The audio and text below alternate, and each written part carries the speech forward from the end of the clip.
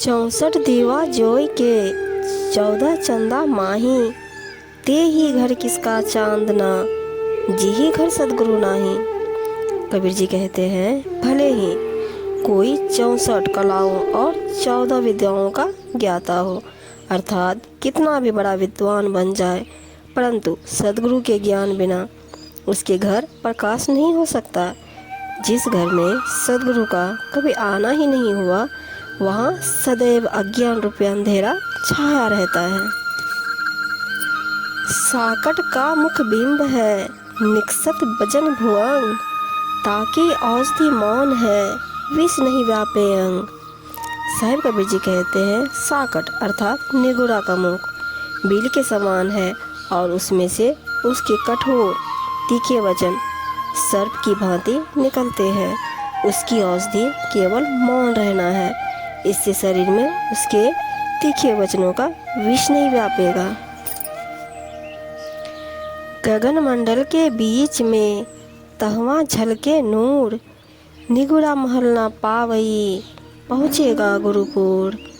कबीर साहब जी कहते गुरु में श्रद्धा रखने वालों के हृदय मंदिर में अविनाशी आत्मदेव का प्रकाश झलक रहा है, परंतु निगुड़ा उस स्थान को कदापि नहीं पा सकता। उसे तो जो पूर्ण सदगुरु का शिष्य होगा वही साधना के माध्यम से पा सकेगा, अर्थात आत्मदर्शन के लिए गुरु ज्ञान परम आवश्यक है। साचे गुरु के पक्ष में मन को दे ठहराए, चंचल से निश्चल भया, नहीं आवे नहीं जाए। साहिब जी कहते हैं सच्चे सदगुरु के पक्ष में मन को एकाग्र कर दो, अर्थात सदगुरु की शिक्षा ग्रहण कर मन चंचलता यानी अशांति से छूटकर निश्चल हो जाएगा। फिर कहीं आना जाना नहीं होगा, अर्थात जन्म मरण के बंधन से मुक्त हो जाओगे।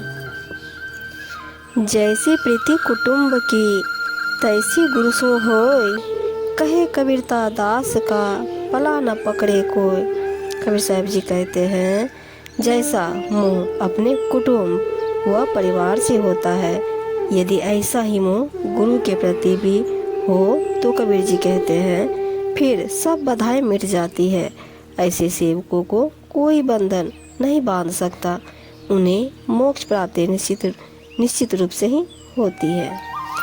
भक्ति बिगाड़ी काम या इंद्रिन करे स्वाद, हीरा खोया हाथ सो जन्म गवाए बाद। कबीर साहब जी कहते हैं इंद्रियों की कामासक्ति के कारण विषय भोगों के स्वाद में पड़कर मूर्ख कामी मनुष्यों ने कल्याणमयी भक्ति को ही बिगाड़ दिया।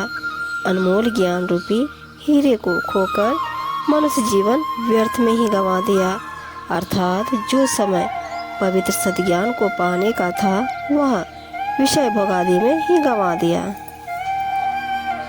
सहकामी दीपक दशा सीखे तेल निवास, कबीर हीरा संत जन सहजे सदा प्रकाश।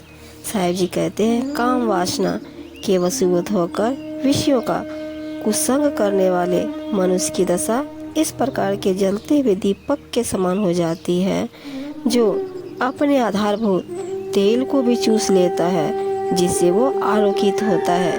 कबीर जी कहते हैं कि संत जन हीरे के समान होते हैं, जिनका सदा ही निज स्वाभाविक प्रकाश होता है, अतः वे अपने ज्ञान प्रकाश से जिज्ञासु जनों के हृदय को प्रकाशित करते हैं।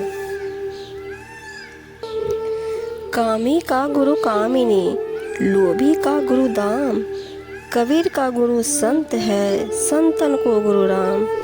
कबीर जी कहते हैं काम वासना में डूबा व्यक्ति कुमार्गी होता है, उसके ऊपर प्रतिक्षण विषयाशक्ति छाई रहती है, अतः उसका सब कुछ उसकी भोग्या कामिनी ही होती है। लोभी व्यक्ति प्रतिक्षण धन में ही ध्यान लगाए रहता है, अतः उसका स्वामी धन संपत्ति ही है। सामान्य जनों को सदुपयोग यानी ज्ञान प्रदान करने वाले संत ही उनके गुरु हैं, तथा भक्ति ज्ञान से पूर्ण संतों का सदगुरु अंतर्यामी अविनाशी आत्मा राम है, जिसमें वे सदा स्थिर रहते हैं। आत्मस्वरूप को जान लेने से बाहर के गुरु और भीतर की आत्मा में भेद नहीं रहता। बहुत जतन कर कीजिए सब फल जाए न साय, कबीर संचय सुम धन अंत चोर ले जाए।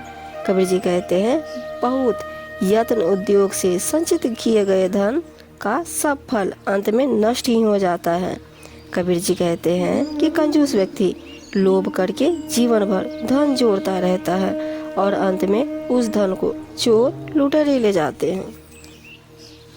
कबीर औंधी खोपड़ी कभू धापे नाही, तीन लोक की संपदा कब आवे घर माही। कबीर जी कहते हैं मनुष्य की यह उल्टी खोपड़ी इस प्रकार की है जो कभी भी धन से तृप्त नहीं होती, बल्कि इसकी तृष्णा और भी बढ़ती जाती है। लोभी व्यक्ति हर समय यही सोचता रहता है कि तीनों लोगों की संपत्ति कब हमारे घर आ जाए। काया देवल मन धजा विषय लहर फहराए, मन चलते देवल चले ताका सर बस जाए। साहिब जी कहते हैं यह शरीर मंदिर है, इसके ऊपर उन्मुक्त मन की ध्वजा लगी हुई है जो सांसारिक विश्व की वायु से लहर लहर फहराती है। इस कारण यह मन चलायमान हो जाता है। फिर मन के साथ ही यह शरीर भी आवेग में आकर चलायमान हो जाता है। इस प्रकार मन के कारण ही जीव का सर्वस्व नष्ट हो जाता है। बग ध्यानी ज्ञानी घने अर्थी मिले अनेक, मान रहित कबीर कहे 100 लाखन में एक। कहते हैं इस संसार में बगुले की भांति कपटी दिखावटी ध्यान लगाने वाले, अधिक बोलने वाले ज्ञानी, अभिमानी तथा धन संपत्ति बटोरने वाले तो बहुत मिलते हैं। कबीर जी कहते हैं कि मान से रहित सहज व सरल स्वभाव वाला गुणी व्यक्ति तो लाखों में कोई एक ही होता है। हाथी चढ़ी के जो फिरे ऊपर चवर ढुराए, लोग कहे सुख भोग वे सीधे जो दोजक जाए। जो व्यक्ति अभिमान के वश में होकर लोक प्रदर्शन तथा प्रशंसा के मोह के लिए हाथी पर चढ़कर चवर डुलाते हुए घूमते फिरते हैं, उन्हें लोग सुखभोगी समझते हैं, मगर वे अपने अहंकार से पतित होकर महादुखों की नारकीय यातना ही पाएंगे। अभिमानी कुंजर भये निज सिर लीन्हा भार, जम द्वारे जमकूट ही लोहा घरे लुहार। कहते हैं अभिमानी लोग हाथी के समान मदमस्त बन गए हैं और उन्होंने अहंता ममता रूपी माया का भार अपने सिर पर उठा लिया।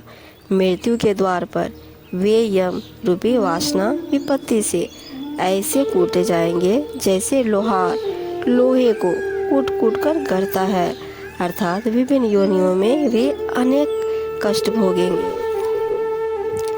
कंचन को तजबो सहल सहल त्रिया को ने, निंदा केरो त्याग वो बड़ा कठिन है ये।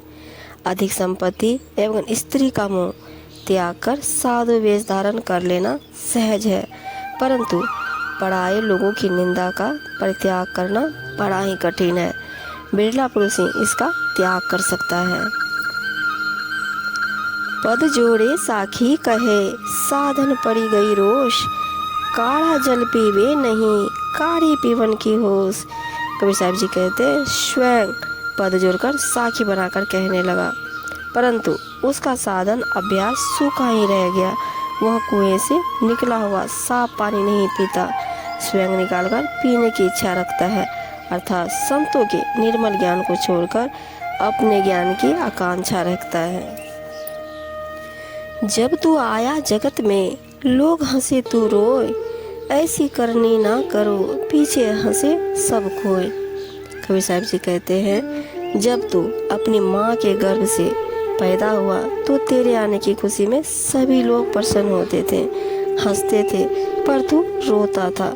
अब ऐसी करनी मत करना कि तेरे मरने के बाद तेरे आचरण पर सब कोई हंसे, अर्थात ऐसी करनी चाहिए जैसे स्मरण कर सबकी आंखों में श्रद्धा और प्रेम के अश्रु भराए। जाका गुरु है आंध्रा चेला खरा निरंध, अंधे को अंधा मिला पड़ा काल के फंद। अगर गुरु ही अज्ञानता के अंधेरे में है तो चेला महाअज्ञानी होगा। यह तो ठीक ऐसे ही हुआ जैसे अंधे को राह बताने वाला भी अंधा ही मिल गया हो। अतः ऐसे गुरु और शिष्य ही काल कवलित होकर अपना जीवन नष्ट कर लेते हैं।